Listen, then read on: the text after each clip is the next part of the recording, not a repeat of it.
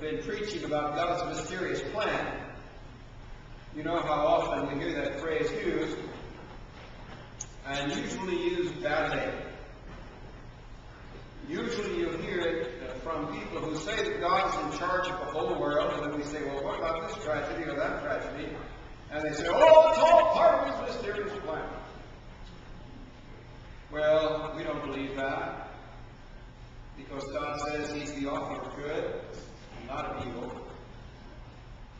So we've been preaching about God's mysterious plan, but I want to take a little parenthesis by way of introducing this third message related to that, to ask, what's the point of our studying all this?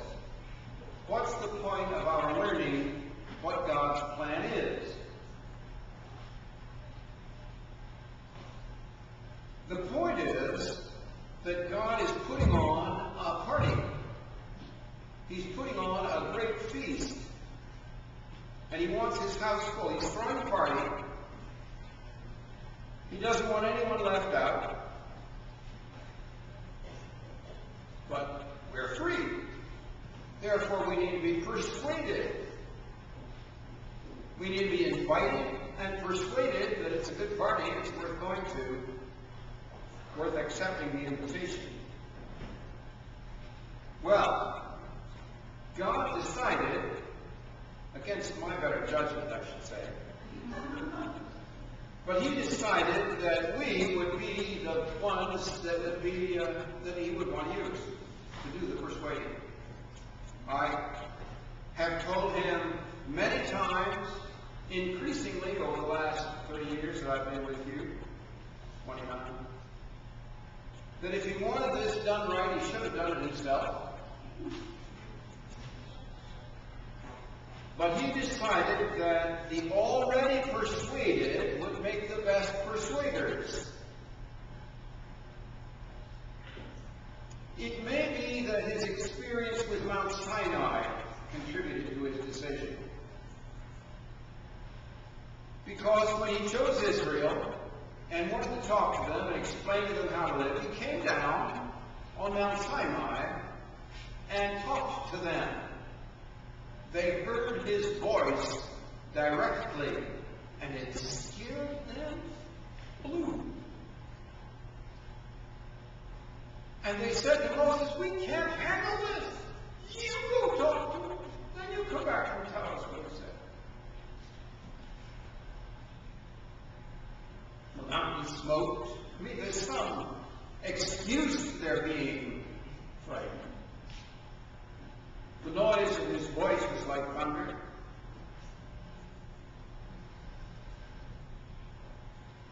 Anyway, that was His decision. I still don't think it was a good one. I really don't. I think that nothing's going to go right until He comes back and does it all Himself.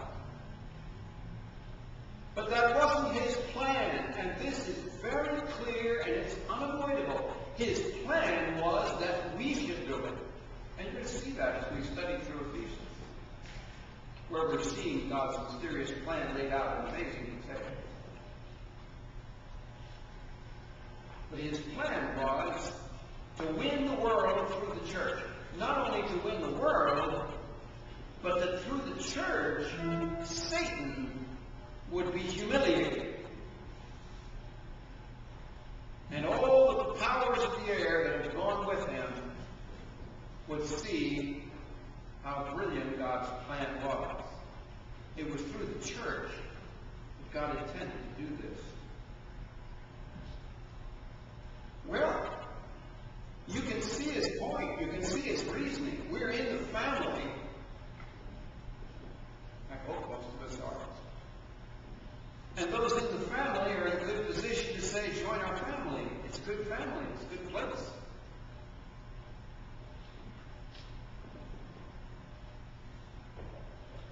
There are many things that fill the world with fear. We have no fear.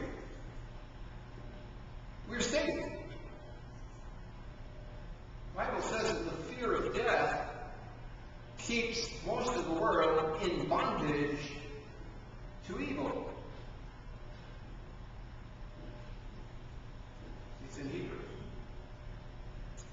Satan, who had the power of death and through fear of death, kept people in lifetime bondage.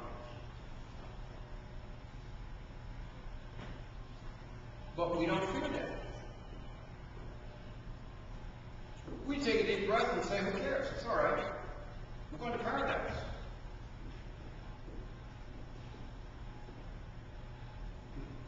I called a moving company the other day.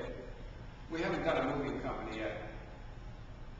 The two that were recommended to us by the real estate agent didn't pan out. One of them says, oh, I'm sorry, we don't service King Prussia. And the other one, for 10 days, hasn't answered the phone. And when I call the number, it says, this number is temporarily disconnected. It's been temporarily disconnected now for 10 days. But I got a postcard. I suppose that they watch the real estate transactions. Gotten 3 postcards from moving companies. And the first one that came had the name Plummer on it. Now, since we're moving to Pennsylvania, Dutch country, I thought that was a sign. Plummer. So I called them, and the lady said, where are you moving to? I said, paradise. She said, aren't we all? No, where are you moving to? Well, I thought that was kind of a good sign that she thought we all are. At least all the people she knew, all her friends. That's one of our troubles, isn't it? All the people we know we think are nice people. Well, they're all okay. Listen, everybody needs God. Even Christians need God.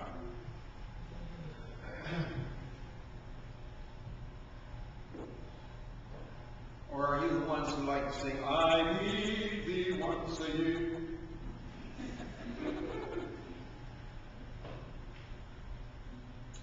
I need thee every hour? Does that mean anything to you?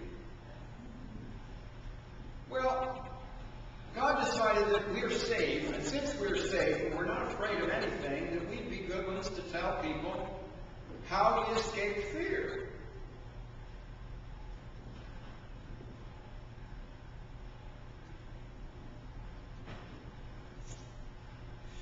The theologians talk about this in a phrase which is in such ancient English that it doesn't have too much meaning for most people.